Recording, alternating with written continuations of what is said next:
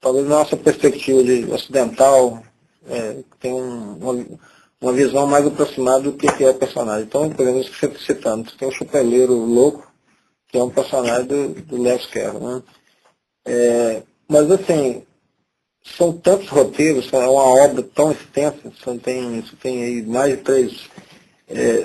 mais de 3 mil revistas só de uma publicação, sem contar as outras publicações, né, ao longo de 66 anos. Então, eu posso dizer que todas as grandes obras da humanidade estão, de alguma forma, contempladas, inclusive até assim, letras de música, peças de teatro, muito Shakespeare, então assim, é um pessoal que tem um engajamento cultural grande e que, por homenagem ou por inspiração, ou até por matéria-prima de trabalho, colocou isso nos quadrinhos, que é uma forma boa de popularizar, de divulgar muitas referências mais cultas, né, mais de repertório mais elevado, né? Então, não é difícil você encontrar esses elementos da cultura universal, da literatura, do teatro, nos quadrinhos, né? Que não é uma redução, mas uma adaptação que você acha lá em termos de personagens, lugares e referência a obras, né? Silvio, quais são os temas recorrentes, qual é a temática dos quadrinhos, sobretudo do Batman? Quais são os temas desde os anos 20, né? Os anos 20, 30, quais são os temas que aparecem constantemente nas histórias do Batman? Além do medo, além do combate ao crime, parece o combate individual, não é um combate do Estado, mas o combate de um herói, que em nome do Estado, fora do Estado, vai combatendo. Em paralelo ao Estado. Paralelo. O tema predominante é esse mesmo. Eu acho que é uma sociedade caótica, que você tem grupos ligados à droga, à máfia, ao crime organizado, quer dizer, à corrupção em geral, e que ele usa de todos os recursos tecnológicos do seu aparato pessoal, intelectuais e aliados, e uma conivência com uma parte da força policial para poder aplacar isso, desbaratar isso. É uma guerra que não acaba, né? Uma guerra solitária que o move desde o início.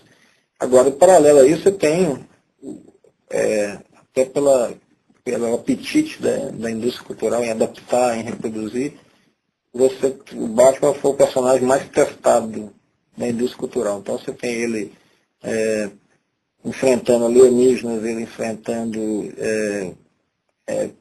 civilizações passadas, mundos subaquáticos, você tem ele em coma fazendo viagens astrais, ele passando por uma paralisia.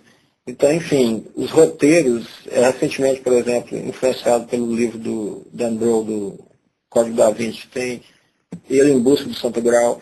Então, assim, tudo pode render um bom roteiro para ele, né? Um drama novo, por exemplo. Se é uma paternidade, se tem uma paternidade ou não, a perda de um parente próximo, ele drogado, né?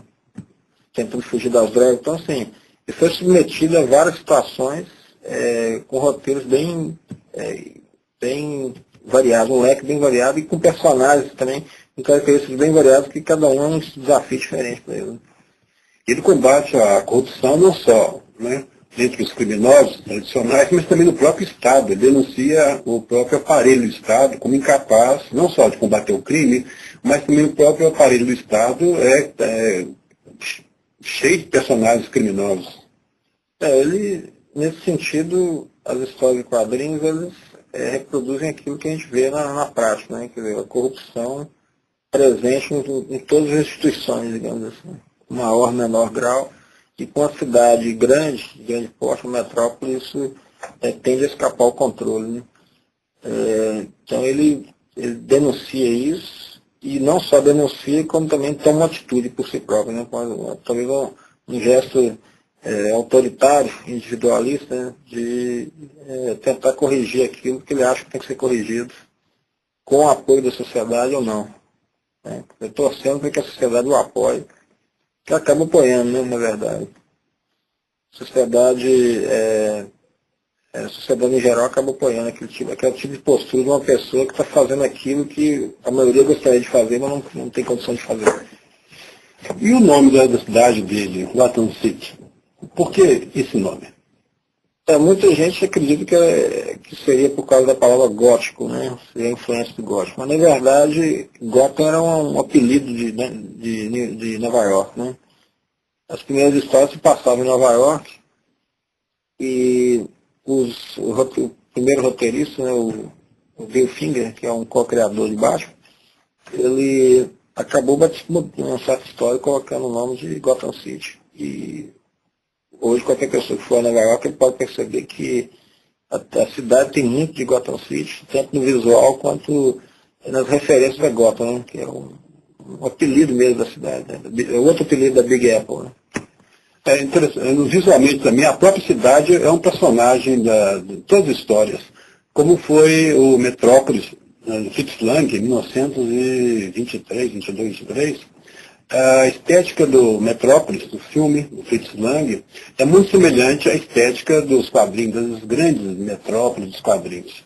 Talvez Nova York é personagem da história tão grande, tão importante quanto o Batman e outros heróis. Mas, sem dúvida, o que as primeiras histórias de Batman e agora o filme, o último filme, Batman Begins, tenta mostrar é o seguinte: por que tem uma pessoa que é daquele jeito, surgiu naquela cidade, e por que aquela cidade precisa de uma pessoa que age daquela forma?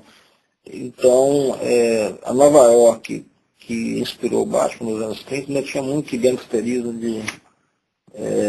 de pós-depressão, e que depois, numa outra depressão, houve nos Estados Unidos, em escala menor, nos anos 70, com a crise do petróleo e tal, que Nova York também viveu um período de muito baixo estímulo, e que isso refletiu nos quadrinhos, e os quadrinhos de baixo mostraram muito isso. A Gotham City foi esse lado caótico e de baixa autoestima de Gotham City, de Nova York, né? E também tem esse lado multicultural da cidade, tá? O poder do dinheiro e tal, que é retratado também. Você não acha que o personagem, não só o Batman, mas outros, você não acha que os personagens também têm muito a ver com essa alta estima, com esse orgulho nacional, esse orgulho de ser americano, combatendo o crime em qualquer parte do mundo, sobretudo nas cidades grandes, mas em qualquer parte do mundo? O herói serve como um estímulo para o orgulho nacional. Sempre teve essa função e na Segunda Guerra Mundial isso ficou muito claro, né? Tanto que na Segunda Guerra Mundial os heróis de quadrinhos foram convocados para o esforço de guerra, né? Para poder passar essa mensagem para as crianças, para as pessoas em geral, né? Que os Estados Unidos defendendo o mundo livre. Sem dúvida, essa arrogância americana, essa visão de arrogância que o Estado americano, o Estado belicista americano tem, está nos heróis. Agora, eu classifico Batman como um herói